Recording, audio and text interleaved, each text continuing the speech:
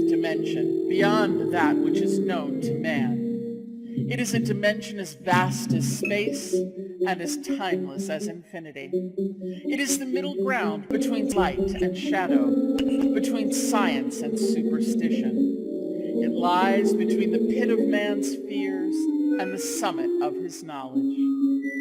This is the dimension of imagination. It is an area which we call the Twilight Zone. Witness, if you will, a dungeon made out of mountains, salt flats, and sand that stretch to infinity. The dungeon has an inmate, James A. Corey, and this is his residence. Metal shack, an old truck that squats in the sun and goes nowhere, for there is nowhere to go. For the record, let it be known that James A. Corey is a convicted criminal placed in solitary confinement.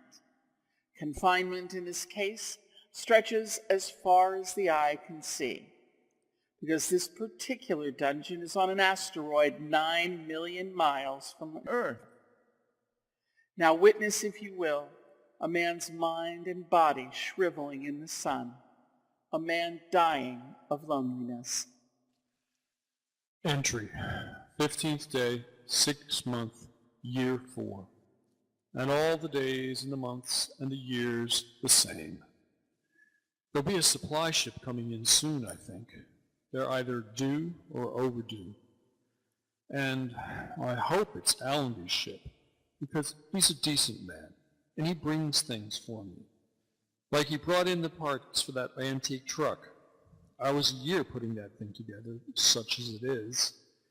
A whole year putting an old truck together. But thank God for that truck, and for the hours I used up, and the days, and the weeks. I can look at it out there, and I know that it's real. Reality is what I need, because what else is there left that I can believe in? The desert, and the wind, the silence, or myself? Can I believe in myself anymore?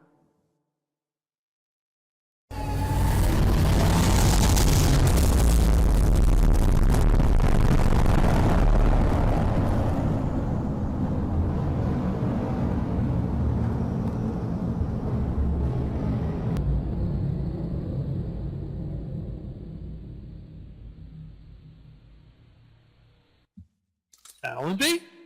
Allenby? Allenby! Allenby! Yeah, how are you, Corey? All right. You? Quite a place you got here, Corey. I'm glad you like it. I didn't say I liked it. I think it stinks. Well, you don't have to live here. No, but I gotta come back here 4 times a year. That's 8 months out of 12, Corey, away from Earth. Sometimes my kids don't even recognize me when I go back home. But you got a maid here, don't you, Corey? Yeah, this makes for simple living, doesn't it? 6,000 miles from north to south, 4,000 from east to west, and all of it just like this. All right, Adams, cut it out. Now, we've only got a 15-minute layover this time, Corey. Now look, no one's checking on your schedule way out here. We could play a couple of games of cards or something, huh? I'm sorry, Corey. If we delay our time of departure any longer than 15 minutes, it just places us in a different orbital position. We'll never make it back to Earth. No, we'd have to stay here at least 14 days before this place would be in position again. So, 14 days. Hey, look, I got some beer saved. We could play some cards, you know? Yeah, I know. I wish we could, Corey. But like I said, we've only got a 15-minute layover. Well, what's a few minutes? I mean, hey, look, we could play some chess. I'd be able to chess set and everything. Let's get out of the sun.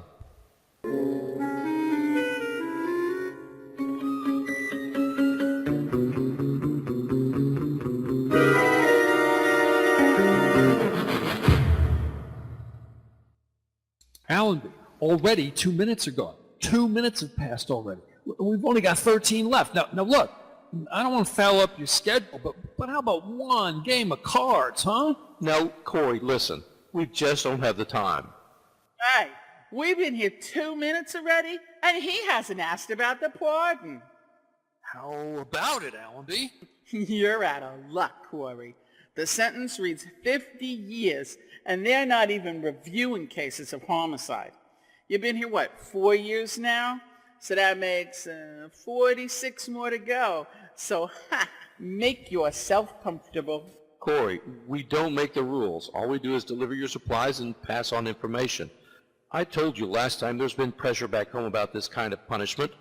A lot of people think it's unnecessarily cruel. They may change their minds and alter the law and imprison you on Earth like in the old days, but who knows what the next couple of years may bring. Years? Allenby, every morning when I get up, I tell myself, this is my last day of sanity. I can't stand this loneliness one more day. Not one more day. By noon, when I can't keep my fingers still and the inside of my mouth feels like gunpowder and burnt copper, and down deep inside my gut, I get an ache that's just pulling everything out. It's then I force myself to hold on for one more day, just one more day.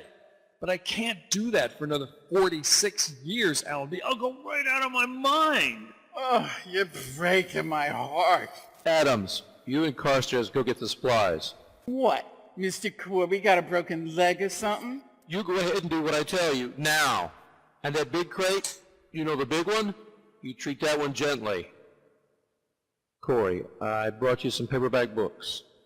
Thanks. And Corey, I brought you something else, too. It'd mean my job if they ever suspect. It'd be my neck if they found out for sure. Look, Allenby, I don't want any gifts. I don't want tidbits. Makes me feel like an animal in a cage with an old lady out there who wants to throw peanuts at me. A pardon, Allenby. That's the only gift I want. I'm not a murderer. I killed in self-defense. There are still a lot of people who believe me, and it happens to be the truth. I killed in self-defense. I know all about it, and I doubt if this will be of any consolation to you, but this isn't an easy job to handle. Stopping here 4 times a year and having to look at a man's agony. You're right, Allenby. That's very little consolation. Well, I can't bring you freedom. All I can do is try to bring you things to help you keep your sanity. Something to, well, anything so that you can just fight the loneliness. Hey, Captain, you want to open up this big crate? No, just put it down by the table. We've got to go now, Corey. We'll be back in 3 months. Look, when you open up that crate, there's nothing you need to do. The item's been vacuum packed. You'll need no activator of any kind. The air will do that. There's a booklet inside that will answer all of your questions. Corey, they don't know what it is that I've brought, so I'd appreciate your waiting till we get out of sight. Have a good trip back. Give my regards to Broadway. Sure, Corey. I'll see you in 3 months. Allenby, I don't much care what's in it, but for the thought, for the decency, thank you. You're quite welcome, Corey. Hey, Captain, what's in the big crate, huh? I'm not quite sure, really. Maybe it's just an illusion. Maybe it's salvation. I don't know. Okay, let's go to the ship.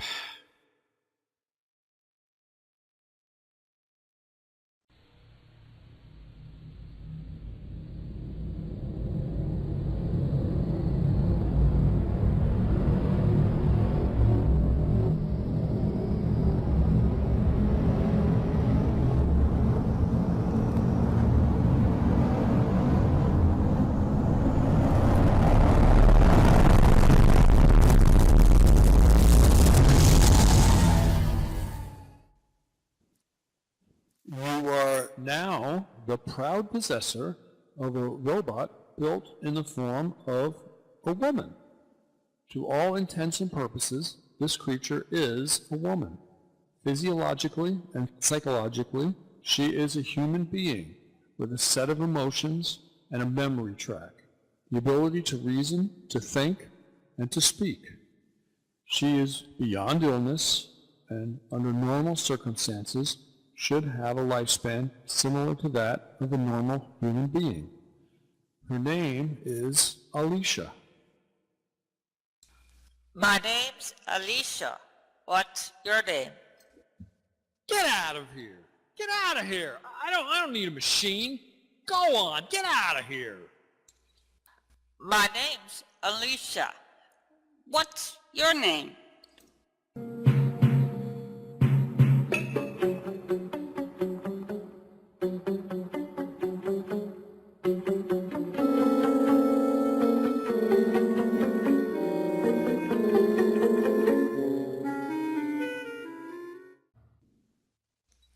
I brought you some juice. Put it over there. It'll get warm. How would you know? I can feel thirst. Yeah? What else can you feel? I don't understand. Can you feel heat? Yes, And cold? that too. And hunger? How about pain? Can you feel pain? Yes, How? You're a machine, aren't you? yes. Why didn't they build you to look like a machine? Why didn't they build you out of metal with bolts and wires and electrodes and things like that? Why'd they turn you into a lie? Cover you with something that looks like flesh, give you a face, a face that if I look at it long enough makes me think, makes me believe that, oh, it's a lie. Corey, You mock me, you know that? When you look at me, when you talk to me, I'm being mocked. I'm sorry. You hurt me, Corey. Hurt you? How can I hurt you? This isn't real flesh. There aren't any nerves under there. There aren't any muscles or tendons. You're just like that heap. A hunk of metal with arms and legs instead of wheels. But that heap doesn't mock me the way you do. It doesn't look at me with make-believe eyes or talk to me with a make-believe voice. Well, I'm sick of being mocked by the memory of women, and that's all you are. A reminder to me that I'm so lonely, I'm about to lose my mind. I can feel loneliness too. Oh, Alicia, I'm sorry.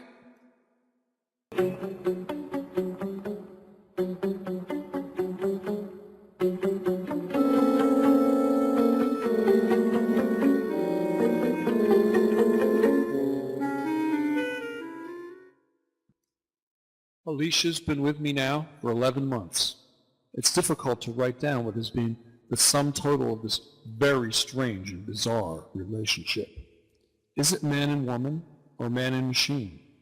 I don't really know myself, but there are times when I do know that Alicia is simply an extension of me. I hear my words coming from her, my emotions.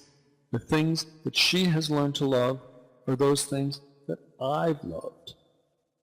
I'm not lonely anymore. Each day can now be lived with. And I love Alicia. Nothing else matters. Just the two of us. We can make it if we try. Just the two of us. Just the two of us. Just the two of us. And that's the star of Betelgeuse. That's in the constellation of Orion.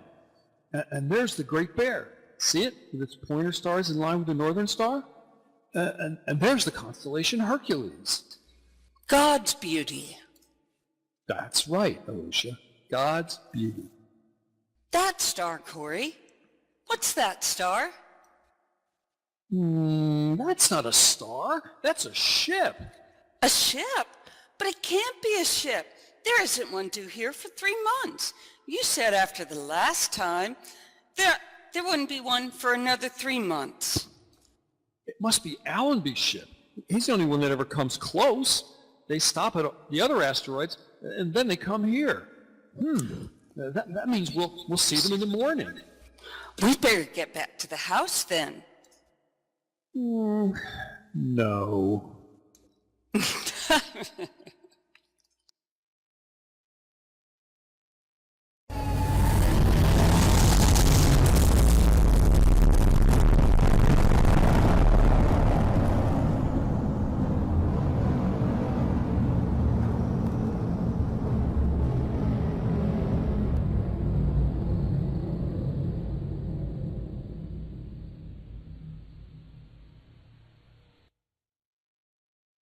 Corey, we've got good news for you. All the sentences have been reviewed. You've been given a pardon. We're taking you back home on the ship, but we've got to take off from here in 20 minutes, and we can't wait any longer. We've been dodging meteor storms all the way out, and we're almost out of fuel. Any longer than 20 minutes, and we'll have passed the point of departure. And I don't think that we'd ever make it back. Allenby?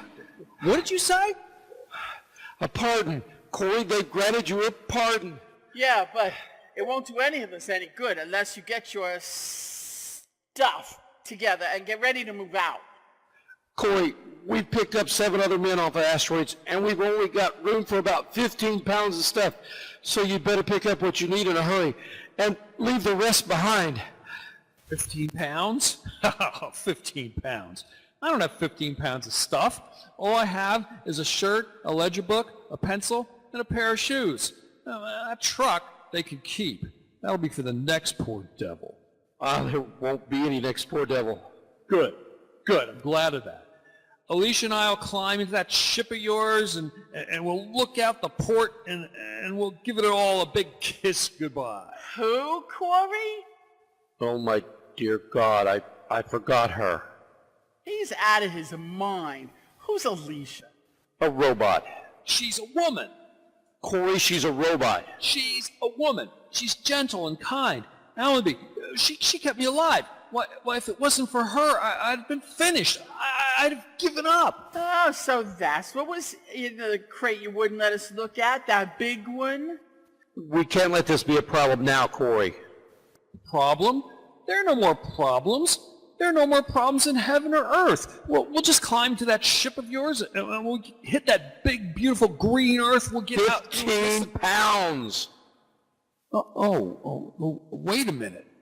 Oh, wait a minute. You'll have to throw out some equipment. Alicia, she weighs more than 15 pounds. And that's the point, Corey. Our ship is stripped right now. We only have enough room for you and that ledger and that pencil of yours. Now you're going to have to leave that robot behind. She's not a robot. She's a woman. You don't understand. You leave her here behind. That's murder. Corey, no, wait a minute. I haven't got any choice. Don't you understand? No, you don't understand. She's not a robot. She's a woman. Alicia! Corey! Alicia! Come on, Alicia. Corey, please. Look, Corey, we just want you to get your gear packed and get out of here. We got 15 minutes, Captain. How about it? Look, I'm not leaving without her. You understand? Corey! Alicia, show them. Talk to them. Show them. Talk to them, Alicia. Show them. Alicia, show them. I don't have any choice. Corey, I have no choice at all. Corey? No! Corey!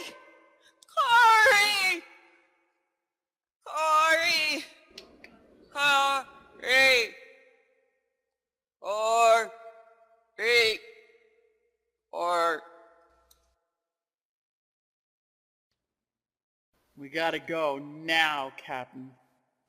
We will go now. Come on, Corey. Time to go home. It's all behind you now, Corey. It's all behind you. It's like a bad dream, a nightmare. When you wake up, you'll be back on Earth. You'll be home. Home? That's right. All you're leaving behind is loneliness. I must remember that. I must remember to keep that in mind. On a microscopic piece of sand that floats through space is a fragment of a man's life, left to rust as the place he lived in and the machines he used. Without use, they will disintegrate from the wind and the sand and the years that act upon them. All of Mr. Corey's machines, including the one made in his image, kept alive by love, but now obsolete, in the Twilight Zone.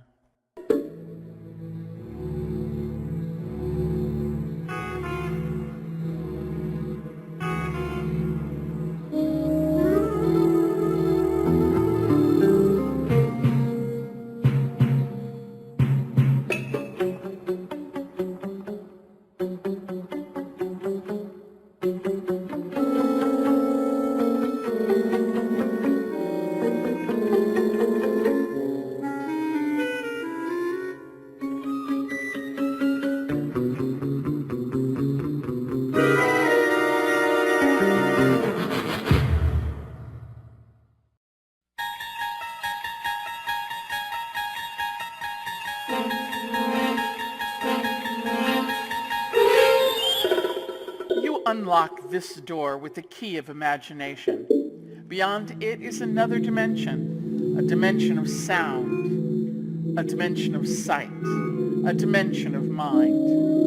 You're moving into a land of both shadow and substance, of things and ideas.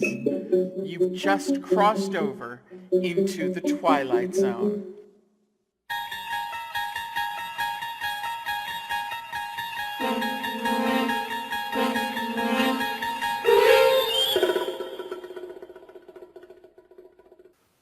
Well, Sawbones, Well, it's too fast, it's too weak, and it's too uneven.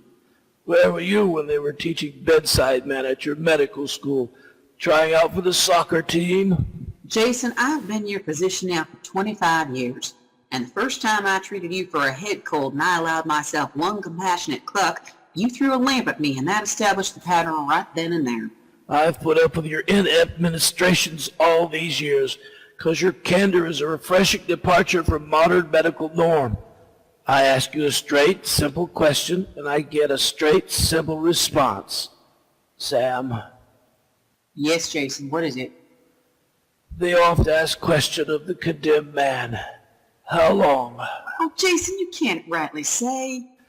Tell me, Sam, do I have a week? Do I have a day and a half? Or is there no need to wind my watch to cover the possibilities of the next 4 hours? Jason, my guess is that you can measure your life in moments. It can come at any time now. But the fact you're still here is a tribute to an inner strength that most of us don't even possess. Nonsense. It's attributable to cross-grained orneriness and the fact that there are 1 or 2 things left to do before I leave this earth. That's why I must stay alive at least until midnight. All right, Jason. All right. Doctor, Yes. I'll see you tomorrow. Yes, Jason, I believe you will, God willing.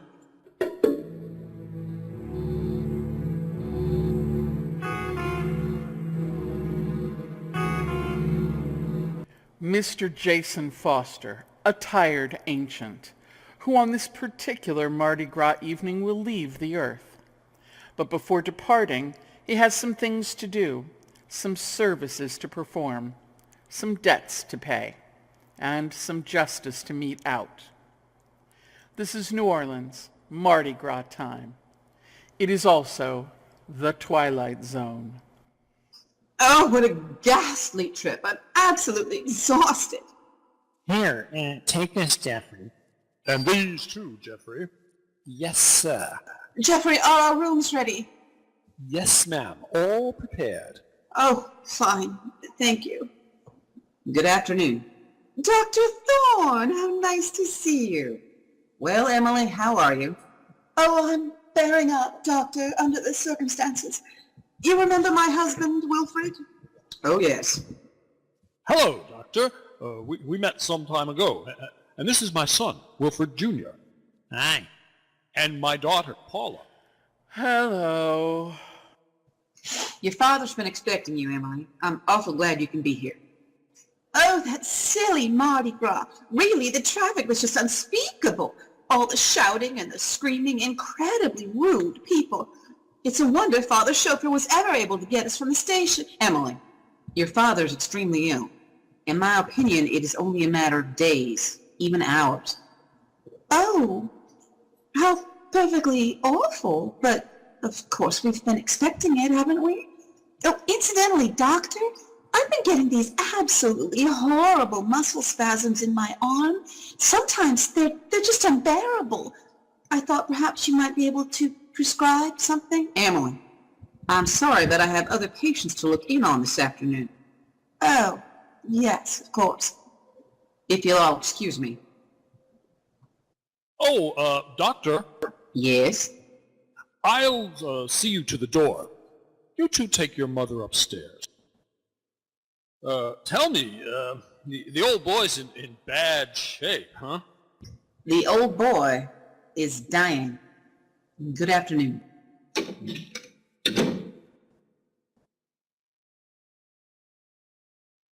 Well, Father. Father, oh, Father, you're awake.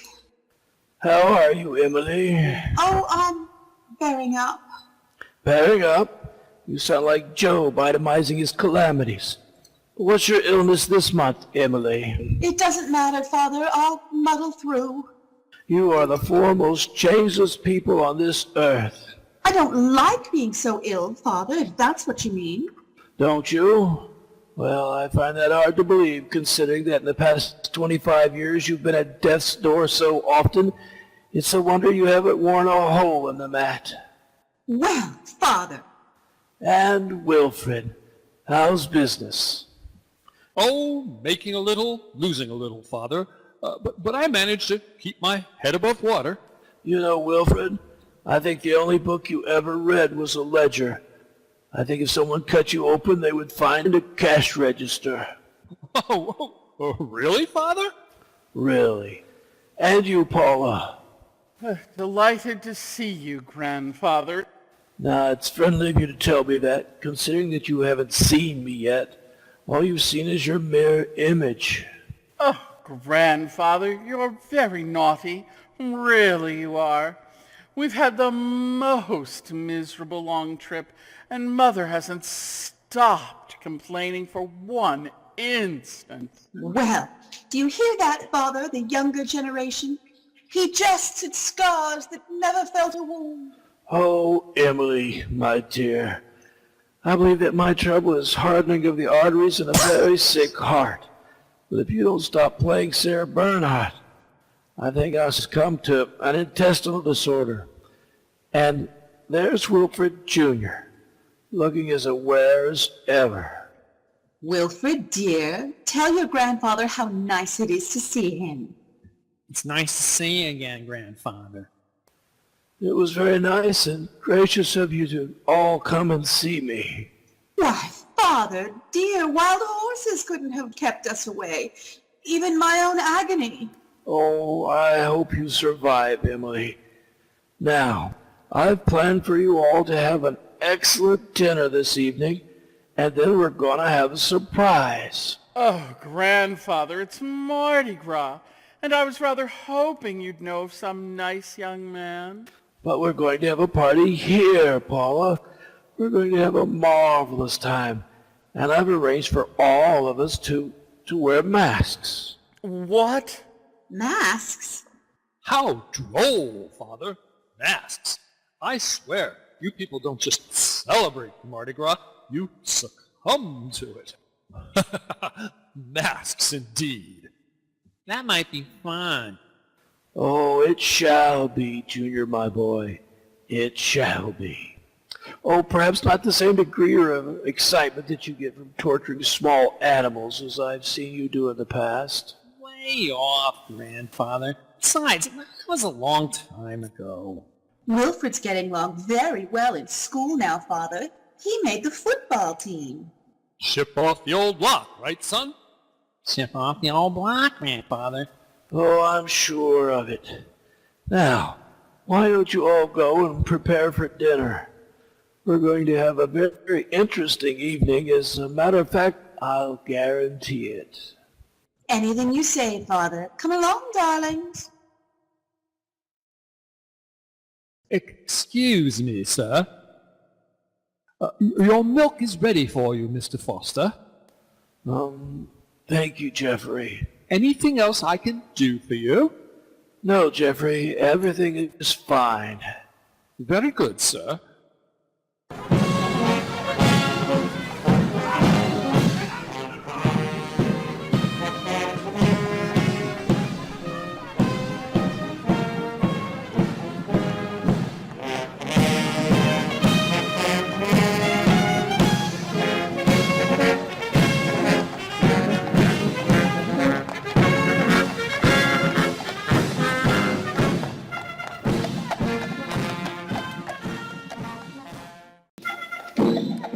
Oh, really?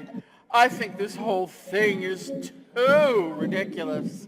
It's the most exciting night of the whole year, and we sit here in this mausoleum. The whole city of New Orleans is dancing. What do? We have a death watch for a crazy old man. Did you have a good swinging time in New Orleans, baby? Oh, indeed. We wore funny masks and all sat around and looked at each other. Oh, I'm so bored.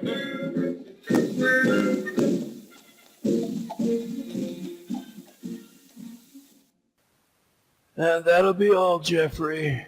Thank you. Well, tell me, my loved ones, did you have a satisfactory dinner? Oh, yes, we did, Father. Sumptuous, Father. Really excellent. Do you think it wise to be up like this? Wise? No, but necessary, assuredly. Tell me, have you examined your masks? Our masks? They're, unique, Father. They are very unique. You know, they are made by an old Cajun. Made is inaccurate. They are created. I'm told that in addition to their artistic value, they have certain properties. They're worn only during the Mardi Gras, and there's a ritual to the wearing. One tries to select a mask that is the antithesis of what the wearer is. Oh, sure. Well, that's very interesting. Very interesting. Yes, it is. Now, shall we select our masks? Tell me, Wilfred, how do you fancy yourself? Oh, I don't understand, Father. Oh, come now, be candid. When you shave in the morning, what looks back at you from the mirror? Really, Father? I think we're a little old for parlor games. Let me be the judge of that. Now, I want an honest self-assessment. You're serious, aren't you? I was never more serious. Well, I'm an affable man. I've always been an affable man. Oh, you're an affable man. Well, then you're friendly. You're outgoing. You're extrovertish. I think so. Yes, then along with this affability, you have a certain rapport with your fellow man. Yes, indeed. Uh-huh. Now, the opposite of all this amiability would be this face here. Look at it. Charming. Wear it. Live with it a while, Wilfred. It has great subtlety. Wilfred, there's greed, avarice, cruelty, all of the character traits that you don't have. Ah, and my dear, brave Emily. I'm really not up to this, Father. Of course you are, my dear. You're up to anything. Your courage dictates this brief period of sacrifice. Now look at this face, my dear. The face of a self-centered coward, a gutless flab, in contrast to your intrepid valor. Here, Emily. And the one who walks in beauty like the night. Frankly, Grandfather, I think this whole thing is a bore. Oh, but Paula, look at that beauty, that insolent hauteur, that skin-deep vanity.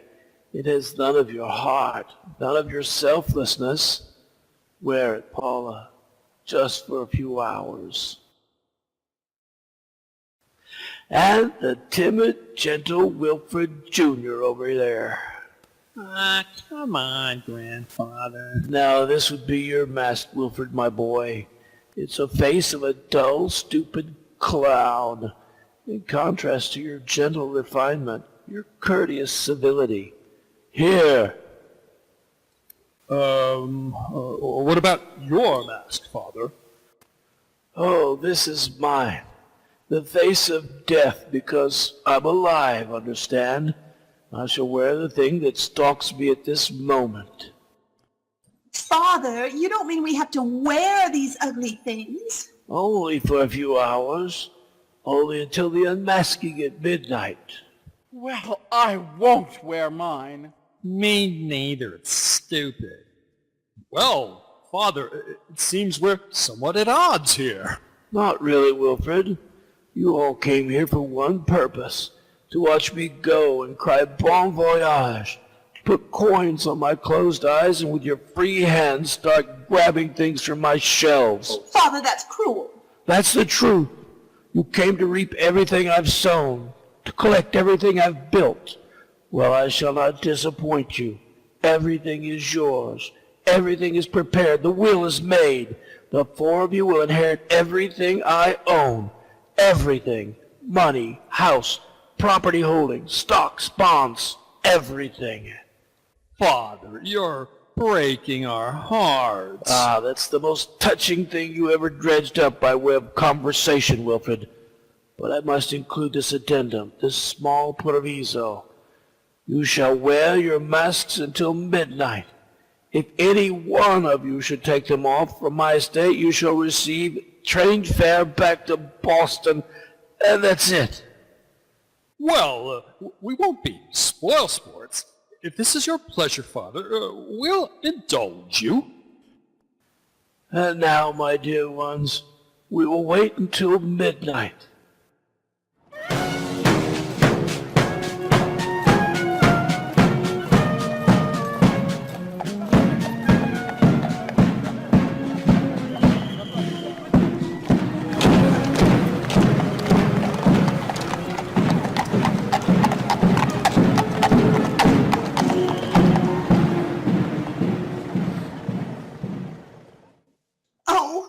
This is horrible. This is horrible, Father. I'm suffocating. I really am suffocating. I've had dull times before, Grandfather, but this is the worst. This takes it. I don't know about the rest of you, but I've had it. I can't stand this thing on my face another minute. I'm taking it off. I don't care. Stop it! You stop it! I don't blame her. I don't blame her a bit. This is cruel, Father. I have to agree, Father. Really, this thing has gone far enough. We've been here for hours, staring at these grotesque masks. I think there is a limit. Please, Father, please, let us take them off now. Have you all had your say? Paula, Wilfred Jr., you, Emily, and that captain of industry you're married to. Is there nothing else you have to say to me? Only that I'm feeling buried alive. Me too. I think you're out of your mind. Come on, let us take the masks off. Father, I appeal to you now. It's more than just discomfort. It's becoming quite unbearable. What is it, Father? It's what you've all been waiting for, I believe, Wilfred. Now you can dig deep into the treasury. Are you feeling weaker, Father? At last, a note of hope in your voice, Emily. Why must you always say such miserable, cruel things to me? I quite agree, Father. Why, indeed, Emily. Because you're cruel and miserable people, because none of you responds to love. Emily responds only to what her petty hungers dictate. Wilfred responds only to things that have weight, and bulk, and value. He feels books. He doesn't read them. He appraises paintings. He doesn't seek out their truth or their beauty. And Paula there lives in a mirror. The world is nothing to her but a reflection of herself and her brother. Humanity to him is a small animal caught in a trap to be tormented. His pleasure is the giving of pain, and from this he feels the same sense of fulfillment most human beings get from a kiss or an embrace. You're caricatures, all of you. Without your masks, you're caricatures.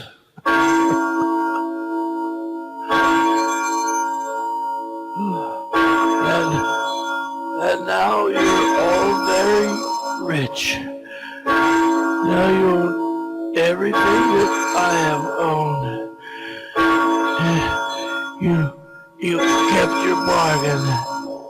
You wore the masks. Enjoy yourselves, dear ones.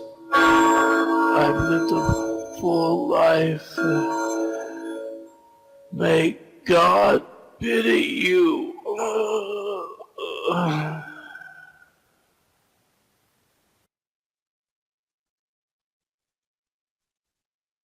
He's dead. At long last, he's dead.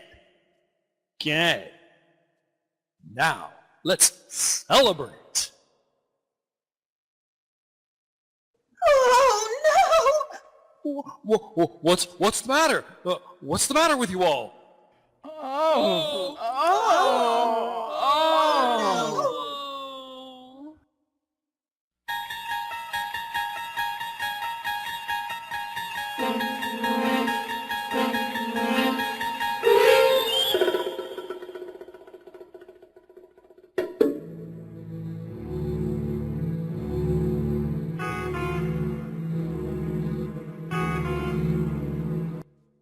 I called you just as soon as I found out, Doctor.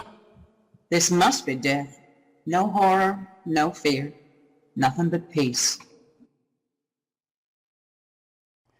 Mardi Gras incident. The dramatis personae being 4 people who came to celebrate and, in a sense, let themselves go. This they did with a vengeance.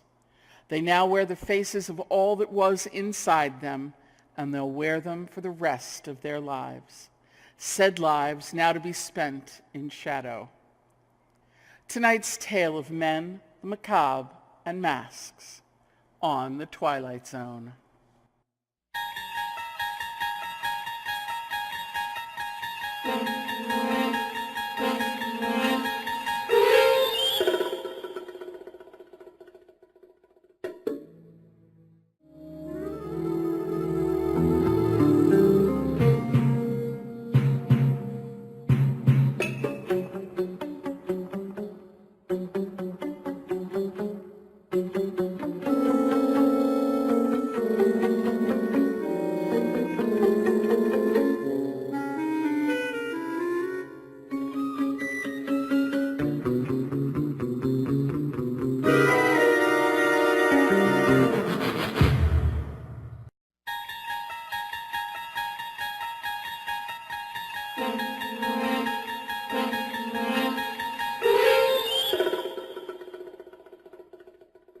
You're traveling through another dimension. A dimension not only of sight and sound, but of mind. A journey into a wondrous land of imagination. Next stop, the Twilight Zone.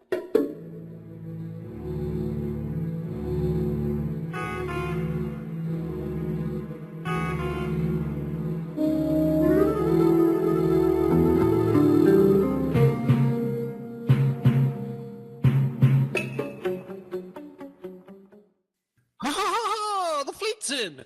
No, 'tisn't the fleet. It's the army. The army's in! Hooray for the army!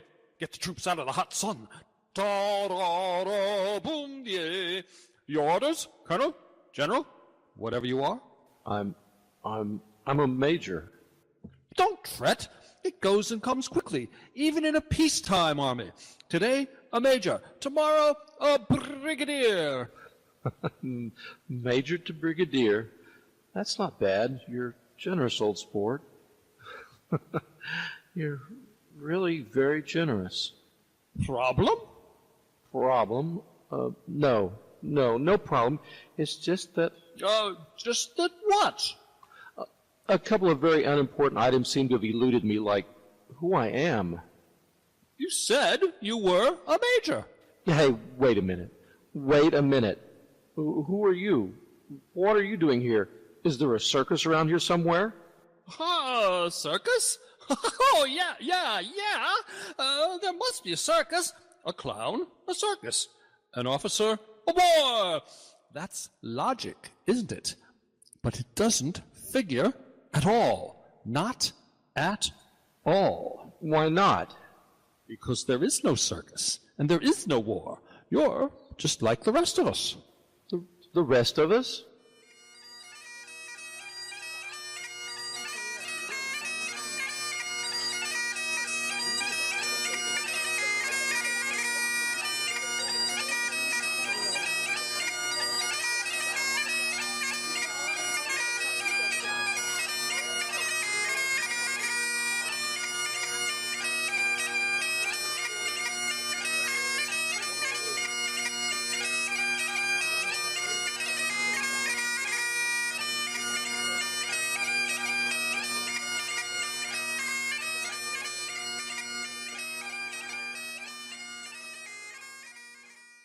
What's going on here? Where are we? What are we? Who are we? Who are we? None of us knows, Major. We don't know who we are.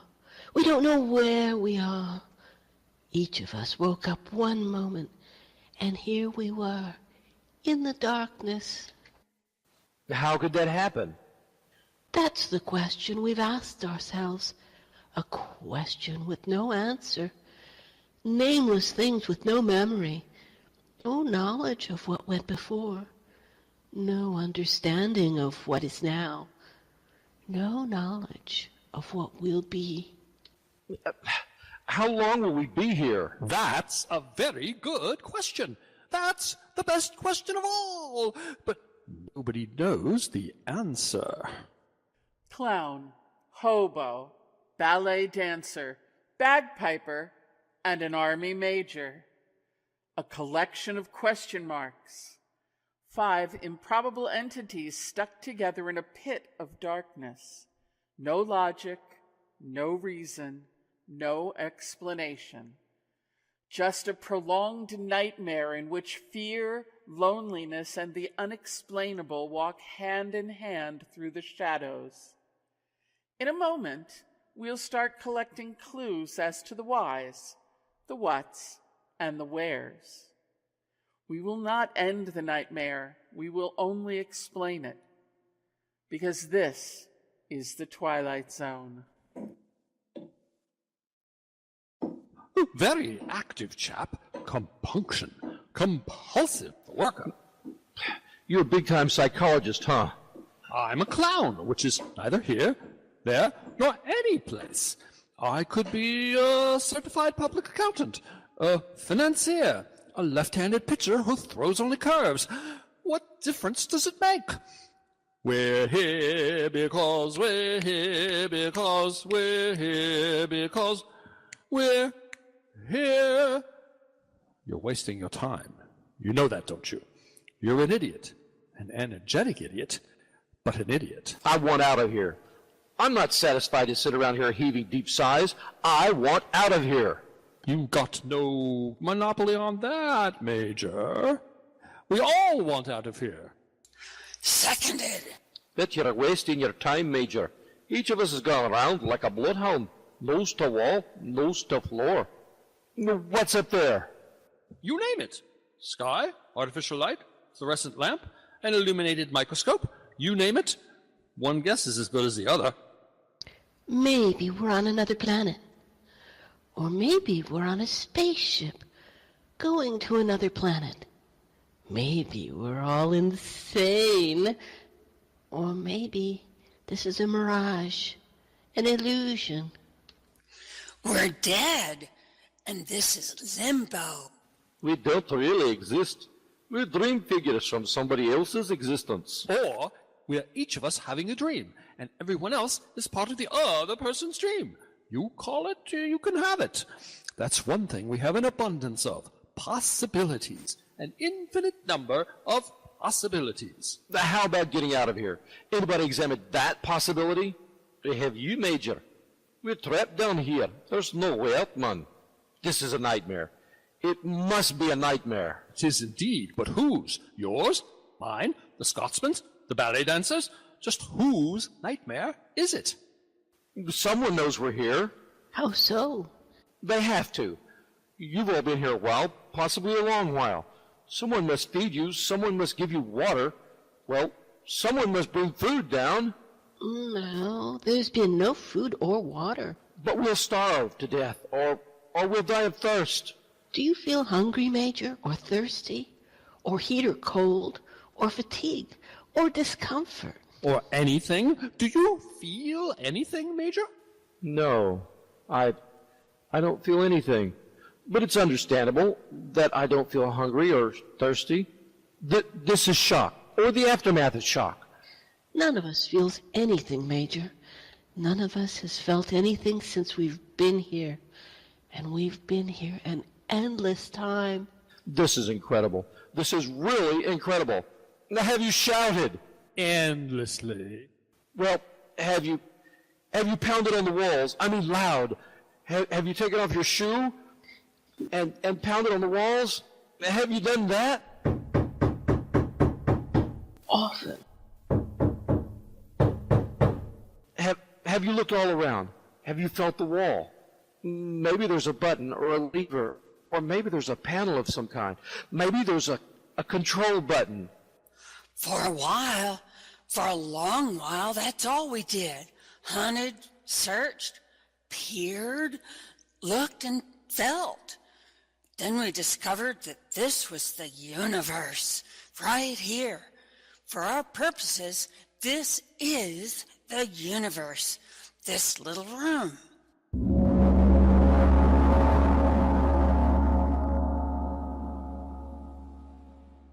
What was that? What was that noise? A giant bell or something. That's what it sounds like. Hey up there! Let us out! Let us out of here, please!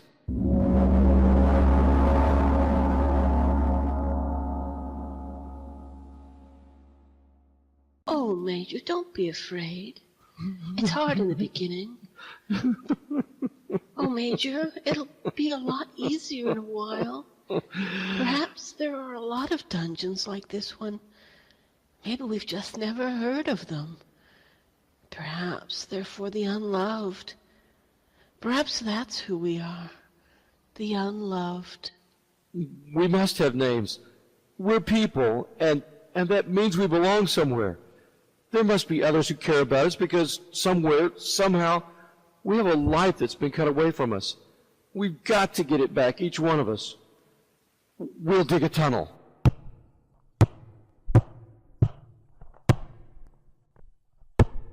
Oh.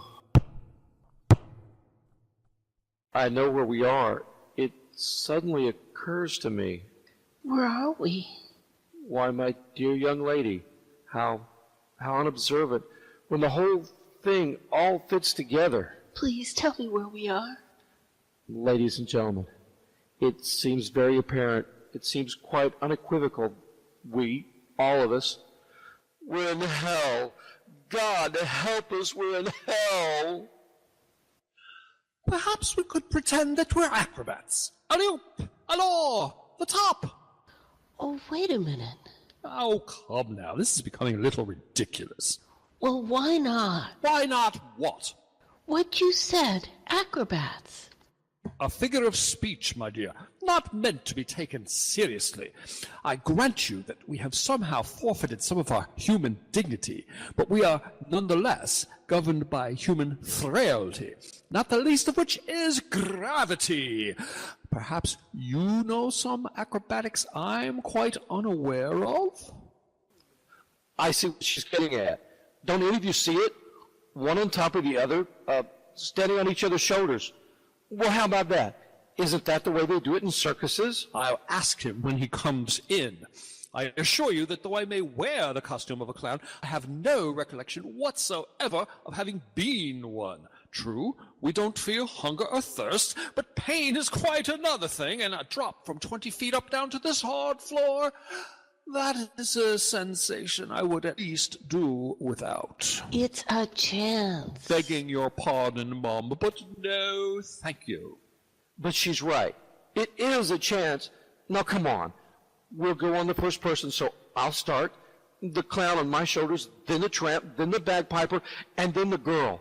Now, how about it? We'd never reach it. We could try.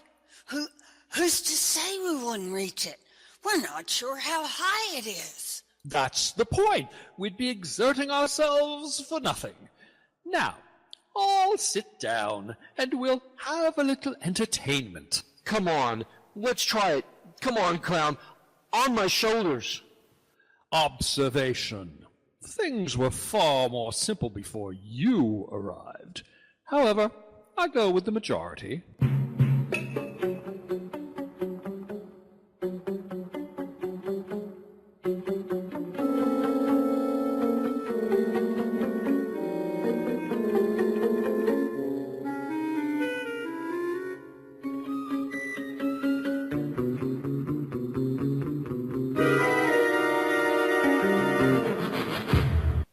All right, miss, it's up to you. Can you see the top? Is there a ledge or anything? It's several more feet to the top. Come on. Take your time. You can make it.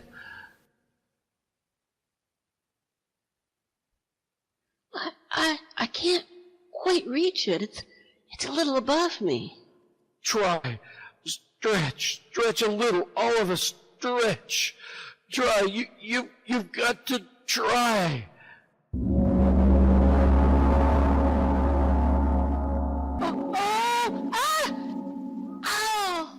Ow!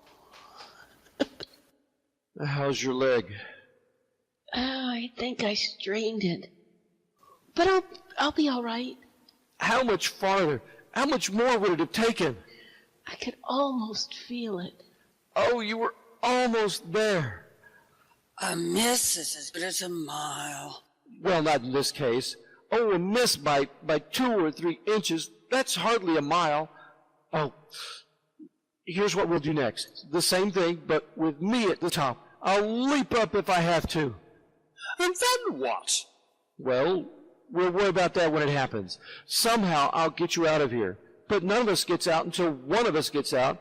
Now, that's a logic you can live with. All right?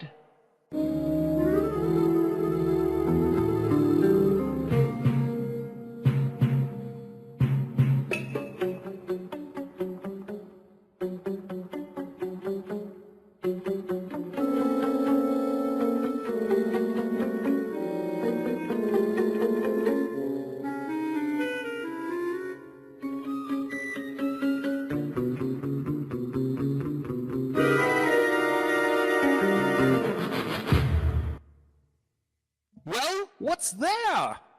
What do you see? Major, do you see anything? Where are we? Ah! A brave man, not a very bright one. He'll come back for us. I know he will. He may be back, but it won't be to get us. He may have been right at that. He may have been very right.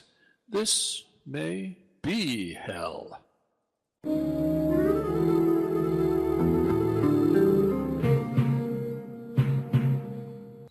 I found this in the snow. Someone must have dropped it. Oh, thank you, dear.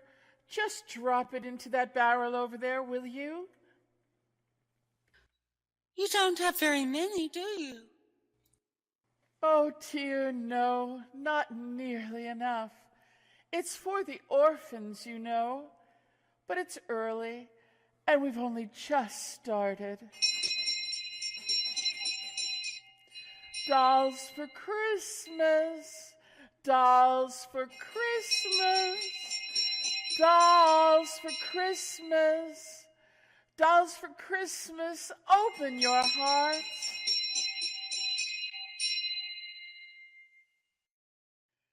Just a barrel, a dark depository where are kept the counterfeit, make-believe pieces of plaster and cloth wrought in the distorted image of human life. But this added hopeful note: perhaps they are unloved only for the moment. In the arms of children there can be nothing but love. A clown, a tramp, a bagpipe player, a ballet dancer, and a major. Tonight's cast of players on the odd stage known as the Twilight Zone.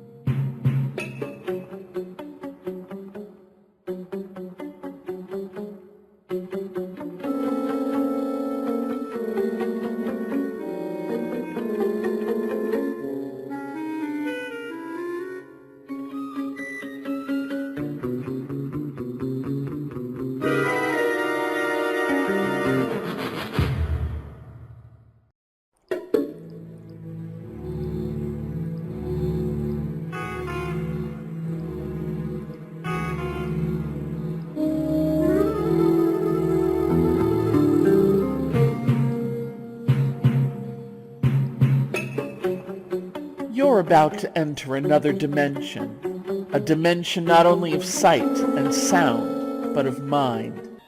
A journey into a wondrous land of imagination. Next stop, the Twilight Zone. The home of Mr. Gregory West, one of America's most noted playwrights. The office of Mr. Gregory West. And here is Mr. Gregory West himself, shy, quiet, and at the moment, very happy. Meet Mary, warm and affectionate. You really should be working, you know. You're nagging me. I'm only thinking of posterity. Think of me instead. Don't I always? Yes, you do. Dry enough? We'll let the master decide. Perfect, as always. Are you describing yourself, Mr. West? Let the mistress decide. She's decided. And the final ingredient, Mrs. Gregory West.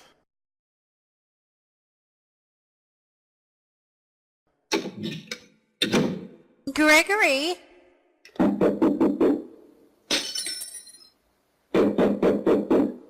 Oh, Greg, not again. I have to. Gregory, I'm home, darling. No, Greg. Well, what else can I do? Are you working?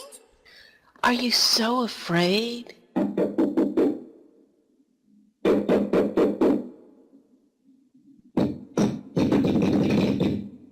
I hope I'm not interrupting you, darling. I'll only be a moment. I just wanted to come in and kiss you. Well, I didn't expect you. What's the matter, dear? Something wrong? How come you're home so early, dear? Didn't you like the movie? No, not very much. I just decided I'd come home early. Have you, been busy? Oh, yes. I got quite a bit done.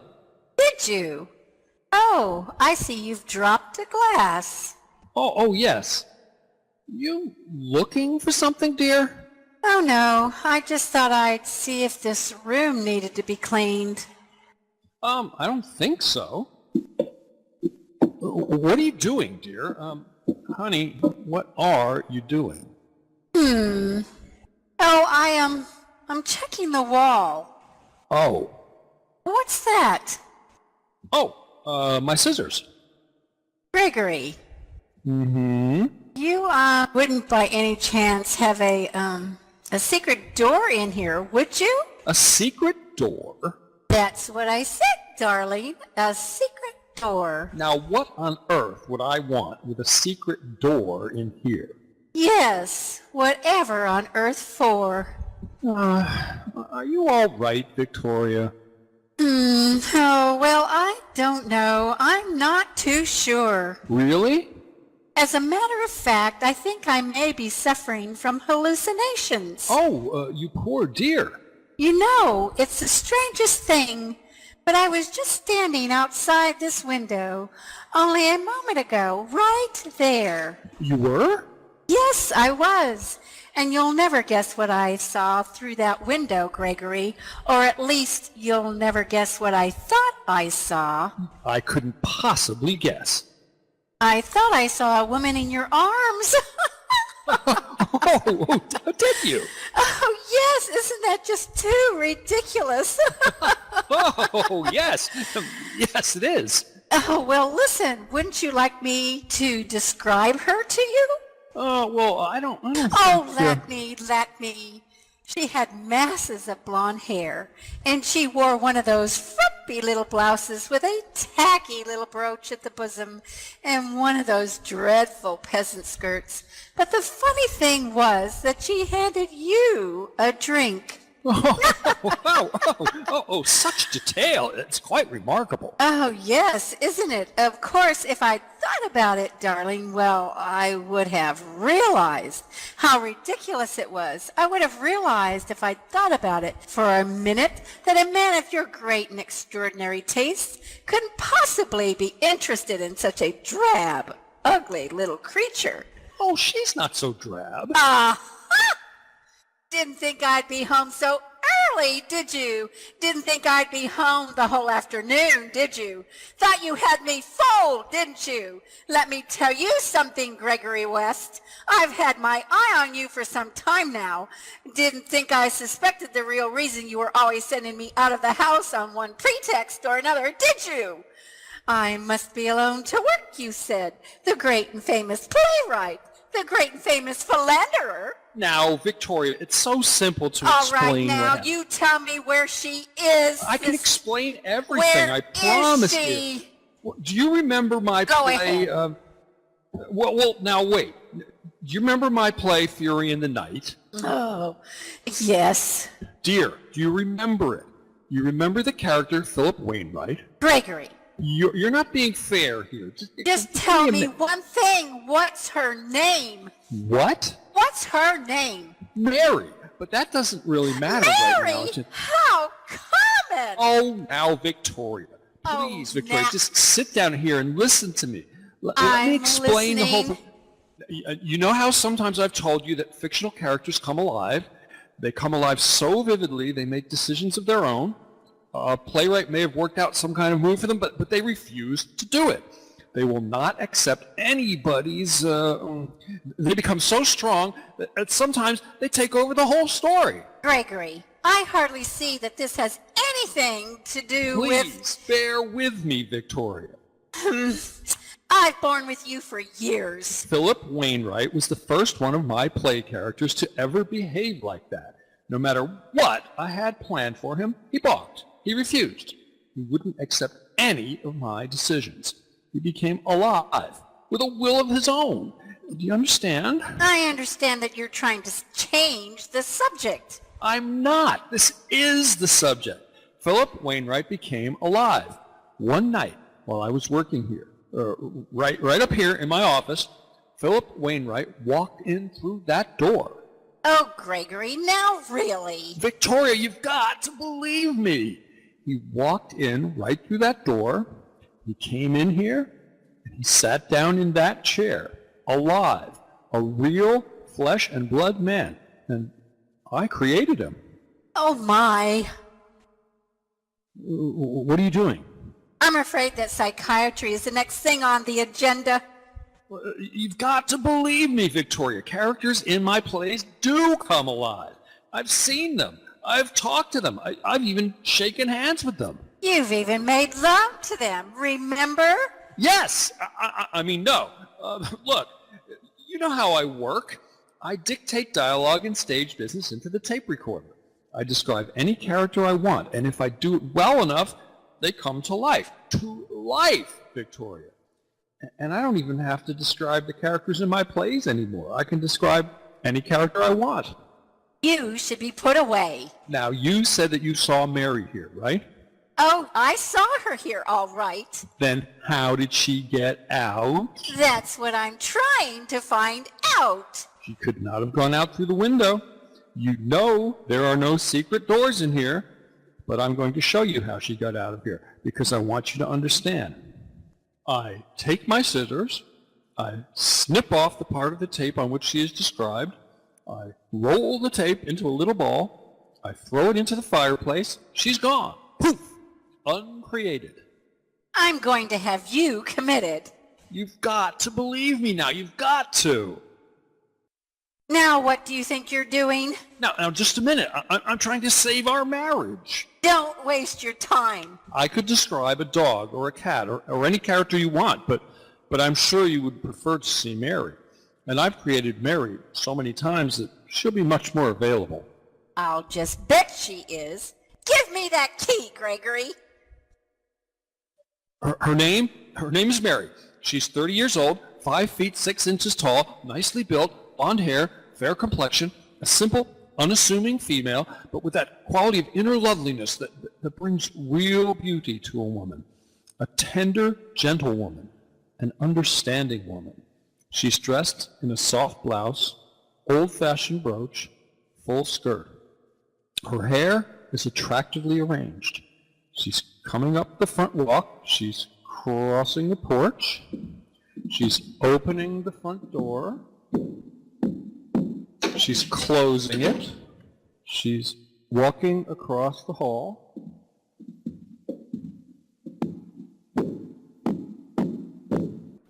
Good afternoon, Mrs. West. Oh, there's nothing to be afraid of, Mrs. West. Do you believe me now, Victoria? I'll tell you what I believe, Gregory. I believe this is some sort of fiendish plot. You let her out of here through a secret door, then you tell me this ridiculous story about bringing characters to life. Then you lock the door and pretend to bring her back to life. Then she comes in the front door and tries to make me believe that you're trying to drive me insane, Gregory. You want to have me committed. The only reason I did this was because you were going to have me committed. You want to have me committed so that you can get all of our property, so you can share our property with this. I just wanted to show you. Is that why you brought me here, Greg? Just to show her? Now, please try to understand, Mary. After all, Victoria is my wife. Not any longer, I'm not. Not after this diabolic conspiracy. Oh, now, Victoria, can I do anything to make it right? No. You haven't answered me, Greg. You don't really believe that I want to be with Mary Yes, instead of... I do. Oh, well, here we go again. You let me out of here, you monster, Gregory West. You let me out of here, or I'm going to scream. I promise you I'm going to scream! What for? Again? Why do you do this to me, Greg? Oh, I'm sorry, Mary, but what else can I do? I just got here, Greg. Well, what else can I do? That's all you ever say. You wouldn't believe me, huh? You've just gotta make me show you, huh? You gotta make me force poor Mary to leave again? Victoria, sometimes I wonder. Oh, don't bring me back again. Now, Mary. Just don't. I can't bear it any longer. Oh, forgive me, Mary, but she is my wife.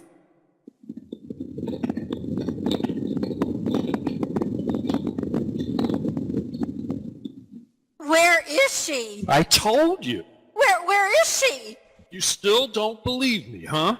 Gregory, where did she go? I told you. I uncreated her. Poof. Oh, dear. Now, don't you worry. We won't let it happen anymore. I promise you. I won't do it again.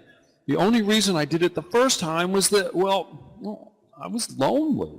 Oh, don't you see, Victoria? You're so perfect, so impeccable.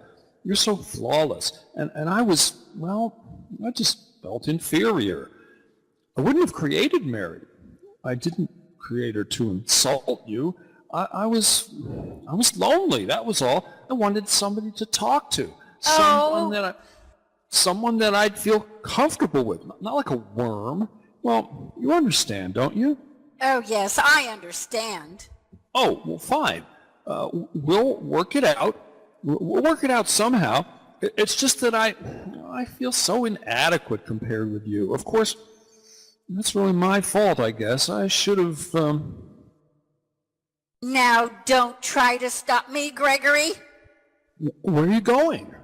I'm going to the nearest lawyer.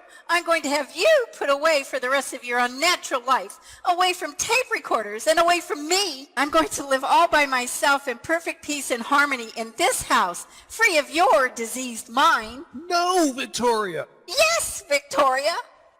A giant red-eyed elephant is standing in the hallway and will not let her pass. Oh, Gregory, don't be ridiculous. Oh, Gregory! Would you please get that elephant out of my hall? Will you stay? Yes, you're just raving mad. You shouldn't say those kinds of things. Then you'll stay, You don't seriously think you're going to keep me in this house now, do you? You want me to do it again? Oh, no, I'll stay here for the moment. But believe me, the first opportunity I get, I'm going to have you put away. Believe me. I believe you. Well, I guess there's nothing else to do. How long has that been there? Oh, ever since you and I were married. What is that? What is this supposed to mean? Now, Victoria, shall I put this back into the drawer, or shall I throw it into the fire? Oh, Gregory, you're not seriously trying to make me believe that... I am telling you, Victoria. Look at yourself. Regal, beautiful. You could have any man in the world that you wanted. Haven't you ever wondered how you happened to get stuck with me? Well, I'm telling you, you're impeccable, flawless. You're just the sort of wife that I always used to think I wanted more than anything else in the world. Is this another one of your tawdry little tricks? Now, why do you think I got so upset when you came back here a while ago? Not because of Mary, but because you came back against my will for the first time. For the first time, Victoria. Do you think you're frightening me? No, I guess not. No, you're beyond that. I made you too strong. I forgot to add a little human frailty. Well, I asked for it. I'll put this back into the drawer. I've got to think hard about it. Gregory, would you like to know what I think of your childish nonsense? This. Victoria! Oh, Greg, I feel so strange. You didn't mean you were telling me the truth. You were right. Victoria! Now I told her. She just wouldn't listen. Her name is Mrs. Victoria West. She's, why not leave well enough alone? Her name is Mary, Mrs. Mary West. She's 30, 5 feet 6 inches tall, blonde hair, nicely built, clear complexion. She's a plain, unassuming female with that inner quality of loveliness that makes a woman truly beautiful. She is dressed in a soft white blouse, old-fashioned brooch, flowing skirt. Her hair is attractively arranged. She is in her husband's study, preparing him a drink.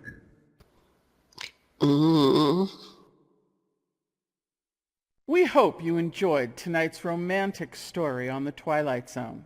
At the same time, we want you to realize that it was, of course, purely fictional. In real life, such ridiculous nonsense could never... Rose! You shouldn't. I mean, you shouldn't say such things as nonsense and ridiculous.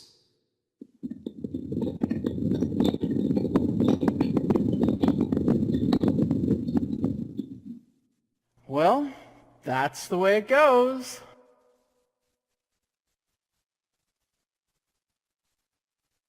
Leaving Mr. Gregory West, still shy, quiet, very happy, and apparently in complete control of the Twilight Zone.